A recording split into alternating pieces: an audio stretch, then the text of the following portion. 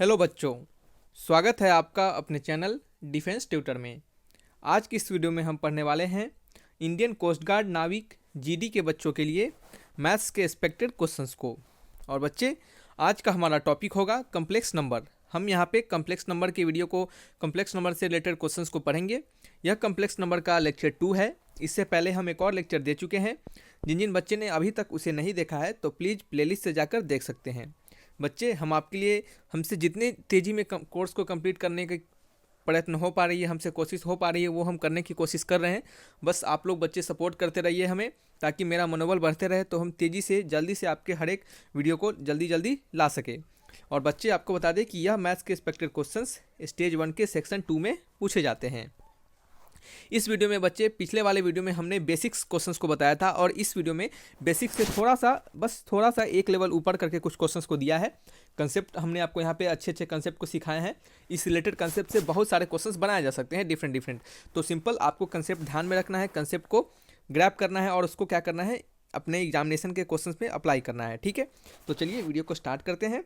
और आपको वीडियो अच्छा लगेगा तो प्लीज़ बच्चे वीडियो लाइक कीजिएगा, चैनल को जरूर सब्सक्राइब कीजिएगा। तो स्टार्ट करते हैं वीडियो को। पहला क्वेश्चन है आपका, let Z be a complex number. Z क्या है आपका, एक कम्प्लेक्स नंबर है। जेड को हमने कम्प्लेक्स नंबर माना तो हमें mod of Z equal to value 4 दिया जा रहा है, और argument of Z equal to क्या दिया जा रहा है बच्चे, 5π/6। तो आपको बताना है देन जेड का वैल्यू क्या होगा। जेड को एक जटिल संख्या मान ली गई है, यानी कम्प्लेक्स नंबर मान लिया गया है। तो आपको मॉड ऑफ जेड का वैल्यू 4 दे रहा है, तो आर्गूमेंट ऑफ जेड का वैल्यू 5π/6 है, तो फिर जेड का वैल्यू क्या होगा। तो देखिए, आप किसी भी कम्प्लेक्स नंबर को एक डिफरेंट तरीका होता भी है लिखने का। जैसे देखिए, किसी कम्प्लेक्स नंबर को आप z equal to x plus i into y भी लिखते हैं, नो डाउट। और आप कम्प्लेक्स नंबर को z को r इंटू क्या बच्चे, r into cos theta plus i into sine theta के फॉर्म में भी लिखते हैं। ठीक है, और इसे आप r into e to the power i theta का भी वैल्यू लिखते हैं। ये क्या होगा, एक आपका यूलर मेथड से आता है ये form, r equal to Z equal to r into e to the power i theta. और यहाँ पे ये 3 फॉर्म हमने आपको सिखाया। एक पहला फॉर्म कम्प्लेक्स नंबर को लिखने का, x equal to x plus Z equal to x plus i y. Next form है r cos theta plus i into sine theta. Next है आपका r into e to the power i theta. तो ये तीनों form को अलग अलग जगह पे यूज किया जाता है। तो यहाँ पे जिस फॉर्म को हमने यूज करना आपको यहाँ सिखाएंगे, इस फॉर्म को हमने यूज करना आपको पिछले वीडियो में सिखाया है, इस फॉर्म को हम आपको यहाँ पे यूज करना अभी सिखाएंगे इस पर्टिकुलर क्वेश्चंस में। तो देखिए, आपको मॉड ऑफ जेड का वैल्यू, ठीक है, तो आप क्या कीजिए, सबसे पहले ये जो आपका r होता है, इस r को ही हम मॉड ऑफ जेड के नाम से जानते हैं। ठीक है, तो इसका वैल्यू आपको 4 दिया जा रहा है, तो हम क्या करेंगे, सिंपल r की जगह पे 4 डाल देंगे। तो जेड का इक्वल टू क्या हो गया, 4 इंटू कॉस थीटा, यानी थीटा है हमारा कितना, 5π/6। आर्गूमेंट जो होता है वही बच्चे थीटा होता है। तो यहाँ पे हम क्या डाल देंगे बच्चे, cos theta 5π/6 plus i times of sine 5π/6। Okay, next है आपको जेड का वैल्यू निकालना है, तो वही हम कर रहे हैं। तो जेड इक्वल टू क्या हो गया, 4 टाइम्स कॉस 5π/6। तो देखिए, कुछ नहीं, आपको थोड़ा सा दिमाग लगाना है। क्या लगाना है, हमने आपको ट्रिग्नोमेट्री में सिखाया था कि ये आप 5π/6 है ना, तो थोड़ा देर 5 अलग रख दीजिए, तो ये क्या होता है, 180/6 होगा इसका मतलब। तो ये क्या हो गया, 30। तो 30 इंटू 5 कितना होता है, 150 डिग्री। और आपको बच्चे बता दें कि 150 डिग्री का जो वैल्यू होता है, 150 डिग्री का जो वैल्यू होता है बच्चे, वह वैल्यू आपका किस पे चलता है, वह आपका वैल्यू आपका 30 डिग्री पे चलता है। थोड़ा देर रुक जाइए बच्चे, कुछ काम है। हाँ, तो ठीक है बच्चे, तो क्या पढ़ रहे थे हम कि आपका जो 150 डिग्री, यानी 150 डिग्री का जो वैल्यू होता है वो आपका 30 डिग्री के अनुसार चलता है। ठीक है, 30 डिग्री के अनुसार चलता है। तो कॉस आपका 150 डिग्री, कॉस 150 डिग्री आपका कितना हो जाएगा, ये आपका कॉस 150 है, तो कॉस 150 कॉस 30 डिग्री कितना होता है, कॉस 30 डिग्री होता है बच्चे √3/2।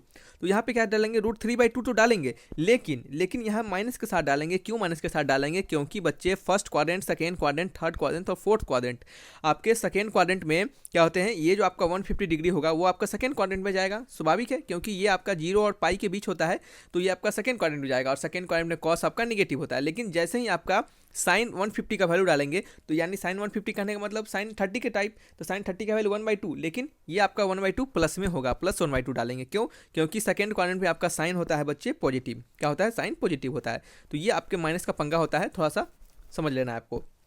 तो यहाँ पे हम क्या करेंगे, आई टाइम्स ऑफ 1/2, तो इसका वैल्यू कितना हो जाएगा, 2 टाइम्स सब में कट जाएगा, तो ये आपका हो जाएगा -2√3 प्लस 2 इंटू आई। क्या हो गया, -2√3 प्लस 2 इंटू आई, -2√3 प्लस 2 इंटू आई, यानी ऑप्शन नंबर ए। ठीक है, सिंपल सा क्वेश्चन था। चलिए नेक्स्ट क्वेश्चन की ओर बढ़ते हैं। Let Z1 and Z2 be two complex number. Let Z1 and Z2 sorry यहाँ पे कहा जा रहा है let Z1 and Z2 be two roots of equation. ये दिए हुए इक्वेशंस का दो रूट्स है और Z क्या है बच्चे, एक कम्प्लेक्स नंबर है। Z क्या है, ये जो Z है ये एक कम्प्लेक्स नंबर है।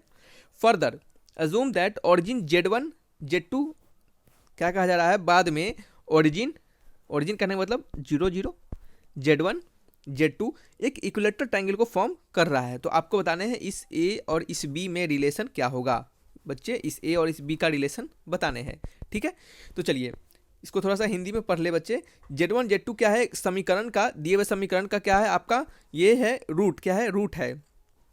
तो आपको बताना है कि जहाँ पे Z क्या है एक जटिल संख्या है, Z क्या है आपका जटिल संख्या है, रूट मतलब जड़े, क्या है जड़े हैं इसके, तो Z आपका जटिल संख्या है। तो इसके अलावा मान लिया कि उत्पत्ति यानी ओरिजिन Z1 0 0 और Z1 और Z2 मिला के एक समद्विबाहु त्रिभुज बनाया जा रहा है, यानी इक्विलेटरल ट्रायंगल को फॉर्म किया जा रहा है। जैसे मान लीजिए ये हो गया इक्विलेटरल ट्रायंगल, ये पॉइंट होगा आपका 0,0, ये पॉइंट होगा आपका Z1 और ये पॉइंट होगा आपका Z2। ठीक है, तो याद रखिए एक आपका रिलेशन होता है, एक आपका इक्विलेटरल ट्रायंगल का रिलेशन होता है। अगर आपको Z1 दिया जाए, Z2 दिया जाए और Z3 दिया जाए, ठीक है, तो ये इक्विलेटरल ट्रायंगल के रिलेशंस के अनुसार आपका कभी इक्विलेटरल ट्रायंगल अगर तीन कम्प्लेक्स नंबर से बनता हो तो इसमें एक रिलेशन लिखा जाता है। उस रिलेशन को आप याद रखिए, ये रिलेशन आपको हर जगह काम आएगा और इस रिलेशन को आपको प्रूफ नहीं करना है बच्चे, इसको आप सिंपली याद करके रख लेना है ताकि क्या हो एग्जामिनेशन में आप लगेगा प्रूफ नहीं करने, उसको अगर याद रहेगा तो आसानी से बना पाइएगा। तो देखिए इसका आपका जो फॉर्मूला होता है ये होता है Z1 Z2 Z3 form are the, questions में होता है कि Z1 Z2 and Z3 are the vertices of a triangle, Z1 Z2 Z3 are the vertices of a triangle and the triangle form is equilateral triangle, यानी जो triangle हमारा बनेगा वो equilateral triangle बनेगा। तो आपको बताने हैं Z1 Z2 और Z3 में रिलेशन क्या होगा। ठीक है, तो Z1 के और Z2 और Z3 में रिलेशन होगा बच्चे Z1 का स्क्वायर प्लस Z2 का स्क्वायर प्लस Z3 का square minus Z1 Z2 minus Z2 Z3 minus Z1 into Z3 equal to 0। ठीक है, यही आपका रिलेशन होता है, इसको आप याद कर लीजिए। ये आपका नोट है वो पैसा वाला नोट नहीं, ये आपका नोट है जो अच्छे पॉइंट होते हैं उसमें लिखते हैं नोट हम। तो चलिए इसको आपको याद कर लेना है। तो स्वाभाविक है सभी ने बच्चे को याद किया होगा, लिखा भी होगा इसे। ठीक है, आपको जिस तरीके से याद रहे, सुनकर याद हो जाता है तो उससे तरीके से याद रखिए, लिख कर याद रख सकते हैं तो लिख कर याद रखिए, लेकिन याद रखिए। ठीक है, चलिए तो ये हमारा क्वेश्चन के अनुसार ये 0 है, ये Z1 है और ये Z2 है। तो हमारा रिलेशन क्या हो जाएगा, Z1 square plus Z2 square plus Z3 square minus equal कर देते हैं, इसको इस साइड बुला लेते हैं Z1 Z2 plus Z2 Z3 plus Z1 into Z3। ठीक है, हमारा एक वैल्यू 0 है तो मान लेते हैं हमारा कि Z3 का वैल्यू ही 0 है। एक तो हमारा ओरिजिन है ना, तो ये तो 0 है, तो ओरिजिन 0 है तो ये 0 हो गया, ये भी 0 ये भी 0। तो Z1 का स्क्वायर क्या होगा, Z1 का स्क्वायर हो जाएगा बच्चे, हमें दिया हुआ है Z1 का स्क्वायर Z1 ही रहने देंगे, Z2 का स्क्वायर Z2 ही रहने देंगे, ये हो गया Z1 इंटू Z2। फिर क्या करेंगे, यहाँ पे एक बढ़िया सा कंसेप्ट यहाँ पे लगाएंगे, वो कंसेप्ट है आपका क्वालिटी इक्वेशंस का। क्वालिटी इक्वेशंस का क्या कंसेप्ट था, हमने आपको सिखाया था कि sum of roots equal to होता है बच्चे, sum of roots equal to होता है minus B by A. Z1 into Z2 equal to क्या होता है माइनस बी बाई ए, यानी माइनस ए। ठीक है, Z1 इंटू Z2 का वैल्यू क्या होता है C बाई ए, यानी ए का वैल्यू 1 है तो सिंपली B हो जाएगा। अब क्या करेंगे, इस जगह इस वैल्यू को डाल देंगे। आप देखिए Z1 square plus Z2 square को लिख सकते हैं, क्या लिख सकते हैं हम, लिख सकते हैं हम Z1 प्लस Z2 का whole square minus 2 into Z1 into Z2 equal to Z1 into Z2। ठीक है, Z1 प्लस Z2 का होल स्क्वायर, इस Z1 Z2 को, इस 2 Z1 Z2 को हम क्या करेंगे इस साइड ला देंगे, इस अलग साइड, यानी नेक्स्ट LHS में, सॉरी RHS में। तो ये क्या होगा 3 इंटू Z1 इंटू Z2 हो गया। अब तो सिंपल सा है, क्या सिंपल सा है, वैल्यू हमें पता है, पुट कर देंगे। Z1 Z2 का वैल्यू A है, माइनस A है तो माइनस A का स्क्वायर इक्वल टू क्या हो गया 3 इंटू Z1 Z2 यानी B। तो इसका वैल्यू क्या हो गया A square equal to 3B, A square equal to 3B, option number C, A square equal to 3B। देख रहे हैं सिंपल सा क्वेश्चन है। यहाँ पे आपको दो टर्म्स लगाने थे, कम्प्लेक्स नंबर और आपके क्वालिटी इक्वेशन।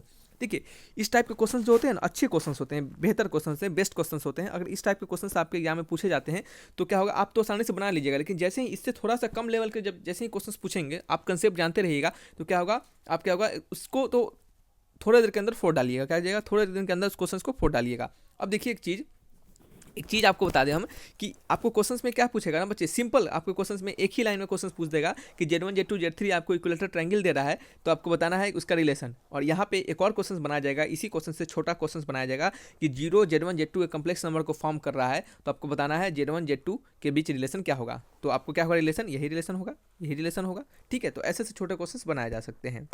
नेक्स्ट क्वेश्चन है the curve represent imaginary part of Z² equal to K तो आपको क्या बताना है, के एक नॉन जीरो है वैल्यू, क्या है, के एक नॉन जीरो वैल्यू है, तो आपको बताना है जेड जो है कम्प्लेक्स नंबर वो किस पे लाई करेगा, ठीक है।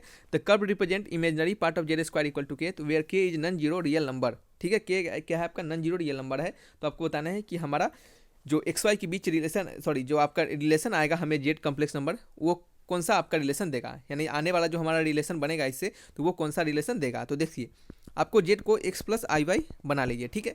तो इस टाइप के क्वेश्चन जब भी मिले तो जेड को मान लीजिए एक्स प्लस आई वाई, ठीक है, और जो कहा जा रहा है उसको निकालिए। जेड स्क्वायर हमें कहा जा रहा है, तो जेड स्क्वायर कर देंगे हम एक्स प्लस आई वाई का होल स्क्वायर, तो इसका वैल्यू होगा x square minus y square plus two x y into i, ठीक है। आप मल्टीप्लाई करके देख लीजिएगा, यही आएगा आपका 2xy इंटू आई। आपको कहा जा रहा है कि इसका imaginary part of Z square का वैल्यू के है, imaginary part of Z square का वैल्यू के है, यानी imaginary part of Z square का वैल्यू के है। तो आपको देखना है कि हमारा जेड स्क्वायर में इमेजिनरी पार्ट कौन सा है, इमेजिनरी पार्ट कौन सा है। इमेजिनरी पार्ट कहने का मतलब आयोटा वाला पार्ट, इमेजिनरी पार्ट कहने का मतलब आयोटा वाला पार्ट, तो आयोटा वाला पार्ट तो यही है ना 2xy, ठीक है। तो इस imaginary part of Z square के जगह पे 2xy डाल देंगे और इसको के के बराबर कर देंगे, तो xy इक्वल टू के बाई 2, हमें xy के बीच रिलेशन आ गया।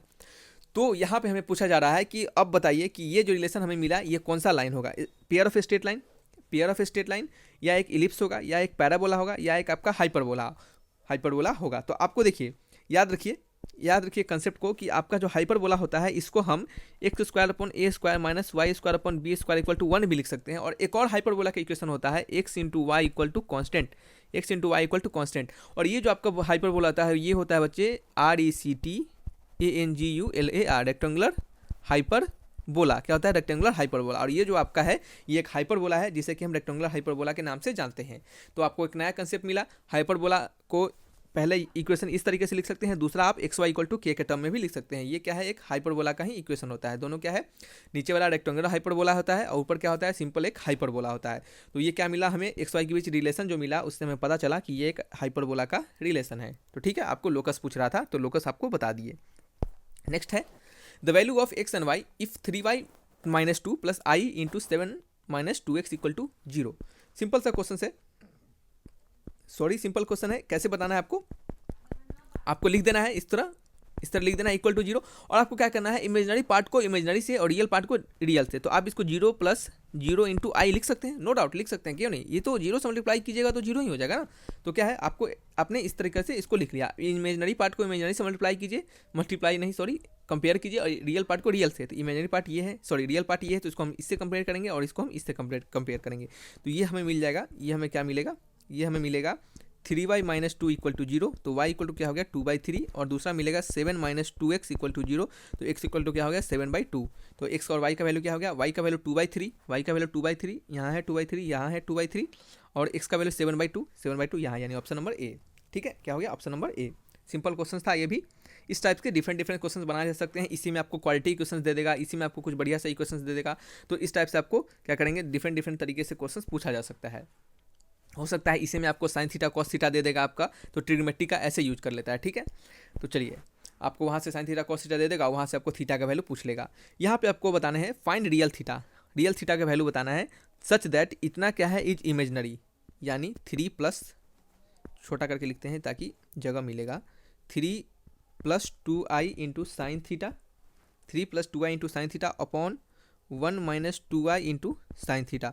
और आपको बताना है कि इसका क्या बताना है, आपको थीटा का वैल्यू बताना है। इसमें आपका जो ये जो थीटा दिख रहा है आपको इसका वैल्यू बताना है कब बताना है कि जब ये हमारा क्या हो, आपका इमेजनरी हो जाए, तो ये आपका इमेजनरी हो जाना, कहने का मतलब इस पूरे हमारा फंक्शंस का, यानी इस पूरे कम्प्लेक्स नंबर का, मान लेते हैं इसको जेड अगर, तो ये पूरे जेड का, इसको डब्लू मानते हैं, क्या मानते हैं, इस पूरे डब्लू का रियल पार्ट क्या हो जाएगा, इस पूरे डब्लू का रियल पार्ट, आप इसको ऐसा लिख सकते हैं, रियल पार्ट ऑफ डब्लू क्या हो जाएगा 0 हो जाएगा। अगर इस रियल पार्ट ऑफ डब्लू को 0 कर देंगे तभी तो हमारा ये फंक्शंस पूरा हमारा कम्प्लेक्स नंबर इमेजनरी हो जाएगा। किसी को इमेजनरी होने का मतलब होता है, कंप्लीटली इमेजनरी होने का मतलब होता है कि वो उसके रियल पार्ट क्या हो 0 के बराबर होने चाहिए। तो हम अब क्या करेंगे, इस फंक्शंस को क्या करते हैं, ये जो कम्प्लेक्स नंबर है इस डब्लू को क्या करते हैं, थोड़ा सा बबलू बना देते हैं, यानी कहने का मतलब इसको क्या करते हैं, शॉर्ट कर देते हैं, छोटा कर देते हैं, और उस छोटे वाले वैल्यू से हम क्या करेंगे, अलग अलग सेपरेट कर लेंगे। अगर हम क्या करेंगे, रियल वाले को रियल के साथ plus i times of imaginary के साथ अगर सेपरेट कर लेंगे तो हम क्या करेंगे, ऐसा कर लेने के बाद इस वाले रियल पार्ट को क्या करेंगे, हम 0 के बराबर कर देंगे तो कुछ हमारा फंक्शंस आएगा, वहाँ से हम साइन थीटा का वैल्यू फाइंड कर लेंगे। ठीक है, तो चलिए इसी काम को यहाँ पे करेंगे। इस टाइप का क्वेश्चन आए तो आप यही काम कीजिए। कहीं आपके क्वेश्चन में एग्जाम में इमेजिनरी दे जगह पे कह दे कि ये हमारा पूरा जो कम्प्लेक्स नंबर होगा वो पूरी रियल होगा, ये क्या होगा, पूरी रियल होगा, तो इस समय क्या होगा, इमेजिनरी पार्ट 0 के बराबर हो जाएगा। तो लेकिन आपको तोड़ना पड़ेगा उसके x प्लस आई वाई के फॉर्म में, स्टैंडर्ड फॉर्म में। तो चलिए ऐसे को तोड़ने का क्या तरीका होता है, ऐसे को तोड़ने का तरीका होता है आप कंजुगेट से मल्टीप्लाई कर दीजिए। ठीक है, तो 3 + 2i sine theta upon 1 - 2i into sine theta upon क्या हो जाएगा, इंटू में 1 - 2i into sine theta upon क्या हो जाएगा, 1 - 2i इंटू साइन थीटा। ये माइनस है तो ये आपका प्लस हो जाता है। कंजुगेट से मल्टीप्लाई करने में तो यही होता है ना, जस्ट अपोजिट हो जाता है। तो आपको ऊपर जो जैसे ही आप इसको इस पूरे फंक्शंस को मल्टीप्लाई कीजिएगा, जैसे ही आप इस पूरे वाले ऊपर वाले फंक्शंस को मल्टीप्लाई कीजिएगा बच्चे, तो आपका क्या आएगा बच्चे, वो आपका आएगा, देख लीजिए यहाँ पे 3 आ गया प्लस क्या आ गया 6i into sine theta plus 2i into sine theta plus 2 × 4 आई स्क्वायर का वैल्यू क्या होता है -1 into sine square theta upon क्या आ जाएगा नीचे a - b और a + b का होल स्क्वायर। क्या है, a - b और a + b यानी a स्क्वायर - b स्क्वायर, यानी 1 का स्क्वायर माइनस और 2 का स्क्वायर यानी 4 i का स्क्वायर -1 इंटू साइन का स्क्वायर साइन स्क्वायर थीटा। ठीक है, तो ये हमें पता चल गया। अब हम क्या करेंगे, हमारे पास वो जगह है नहीं, तो हम क्या करेंगे, थोड़ा सा जगह को निकालेंगे। कैसे करेंगे, निकालेंगे, नेक्स्ट पेज ले लेंगे और यहाँ पे हम क्या करेंगे, इक्वल टू देंगे, हमें क्या देंगे, इक्वल टू देंगे। इसको अगर हम w माने हैं तो w इक्वल टू लिख देते हैं, यहाँ पे भी w इक्वल टू, और हम थोड़ा सा सेपरेट कर लेंगे। जैसे देखिए 6i sine theta 2i sine theta, ये कितना हो गया आपका 6 7 8 8i साइन थीटा, और ये क्या होगा 4 3 7 और 7 minus sign square theta plus क्या हो जाएगा 7 माइनस साइन स्क्वायर थीटा, और ये आपका हो जाएगा।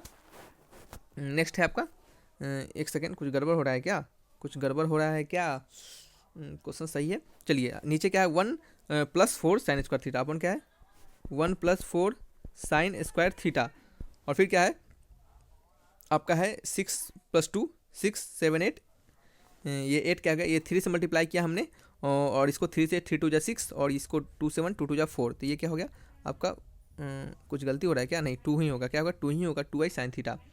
तो चलिए 2i साइन थीटा, तो ये कितना हो गया बच्चे 6 7 8 8 इंटू साइन थीटा इंटू आई 8i साइन थीटा, यही हो गया आपका 8i साइन थीटा। कहाँ गया ये आपका 6 7 8 8i साइन थीटा। तो चलिए यहाँ से आपको पता है रियल पार्ट को 0 के बराबर कर देना है, तो इसको क्या करेंगे अलग अलग सेपरेट कर लेंगे, तो हमें मिल जाएगा 7 minus sign square theta upon क्या हो गया 7 minus sign square theta upon, लगता है बच्चे कुछ गलती हमने किया है कैलकुलेशन में, थोड़ा देर रुक जाइए हम देख लेते हैं एक बार। हाँ देखिए बच्चे हम पकड़ लिए गलती क्या हो गया हमसे, क्या हो गया है सिंपल सा, यहाँ पे क्या है, ये आपका प्लस में है, ये क्या आपका प्लस में था, तो हम क्या कीजिए इस 3 को इस 4 को जोड़ दिए हैं, तो ऐसा नहीं करना है आपको, देखिए ऐसा नहीं करना है, क्या करना है आपको, ये हो गया 3 माइनस क्या हो गया 4 साइन स्क्वायर थीटा, तो आपके ये 3 - 4 मिटा देते हैं, चलिए जल्दी से, टाइम ज़्यादा लग रहा है। 3 - 4 साइन स्क्वायर थीटा अपन क्या करेंगे 1 + 4 साइन स्क्वायर थीटा। इतना आपको एग्जाम में नहीं लिखना है, क्या करना है, इतना आपको एग्जाम में नहीं लिखना है, जैसे ही आपको मिल गया बस आप क्या कीजिए वहाँ से आप लगिए, उसको सेपरेट करने नहीं लगिए, सिंपली 0 के बराबर कर दीजिए, तो ये हमारा पूरा वैल्यू क्या हो जाएगा, रियल पार्ट 0 w का 0 हो जाएगा। तो रियल पार्ट w का 0 कहने का मतलब हमारा इस पूरा फंक्शन को 0 कर देंगे, तो 3 - 4 साइन स्क्वायर थीटा अपॉन क्या हो गया 1 - 4 साइन स्क्वायर थीटा 1 + 4, तो ये इक्वल टू 0 हो गया, तो ये हमारा 0 की तरफ चल जाएगा, तो ये क्या हो गया 3 - 4 sine square theta equal to 0, तो sine square theta equal to 3/4, तो साइन थीटा इक्वल टू क्या हो गया बच्चे √3/2, क्या हो गया साइन थीटा इक्वल √3/2, और साइन थीटा √3/2 कब आता है बच्चे, थीटा इक्वल टू क्या होता है बच्चे 60 डिग्री होता है, थीटा इक्वल टू क्या होता है 60 डिग्री होता है, तो 60 डिग्री कब होता है जब π/3 होता है, तो हमारा थीटा का वैल्यू कितना निकल गया π/3, कैसे, ये हो गया आपका साइन π/3 के, तो साइन हट गया दोनों तरफ, थीटा का वैल्यू π/3 हो गया। तो देख लीजिए क्वेश्चन में आपको दिख रहा होगा थीटा इक्वल टू π/3, तो यही आपका ऑप्शन नंबर बी हो जाएगा। अब आप देख रहे हैं कि एन पाई काहे दे रहा है, देखिए एन पाई इसके लिए दे रहा है बच्चे कि ये जो हमारा साइन थीटा स्क्वायर में निकल रहा है, तो ये साइन थीटा प्लस माइनस के साथ निकलेगा, ये साइन थीटा प्लस माइनस के साथ निकलेगा, तो हमारा एक थीटा प्लस होगा एक थीटा माइनस होगा, तो इसके लिए हम क्या करेंगे, अगर इस थीटा में हम एन पाई से जोड़ देंगे, इस थीटा में एन पाई को जोड़ देंगे, तो हमारा क्या होगा वैल्यू में कोई फर्क नहीं पड़ेगा, sine n pi plus theta, देखिए sine n pi plus theta क्या होगा sine theta, sine n plus sine, देखिए sine n pi plus theta यानी π/3, तो क्या होगा साइन एन पाई π/3, तो क्या हो गया सीधा π/3 हो जाएगा। ठीक है, इस एन के जगह पे 1 डाल दीजिए, एन के जगह पे कुछ भी डाल दीजिए, क्या हो गया 1 के जगह 1 डाल दीजिए, कुछ भी डाल दीजिए, ठीक है, हमेशा 0 1 2 3 4 ये सब डालने हैं आपको। एन क्या है एक इंटीजर होगा, क्या होगा एक इंटीजर होगा, फिर जब आप माइनस डालिएगा तब भी आपका वैल्यू आएगा, लेकिन आएगा क्या आएगा हमेशा प्लस माइनस π/3 ही आएगा, या फिर π/3 के आगे वाला फॉर्म आ सकता है, तो वैल्यू आपका वही देगा। ठीक है, तो इसके कारण इसको जनरल फॉर्म में साइन थीटा को जनरल फॉर्म में n pi plus minus theta हम लिखते हैं। तो ये कुछ क्वेश्चंस थे आपके 5 क्वेश्चंस। तो आप अपना स्कोर हमें जरूर बताइएगा बच्चे। वीडियो थोड़ा सा बड़ा हो गया होगा तो कोई बात नहीं बच्चे, लेकिन आपको यहाँ से सीखने के लिए जरूर मिला होगा। तो चलिए बच्चे वीडियो को रखते हैं। अच्छा लगा तो लाइक कीजिएगा, चैनल को जरूर सब्सक्राइब कीजिएगा बच्चे। Thanks for watching my video. तब तक के लिए बाय बाय।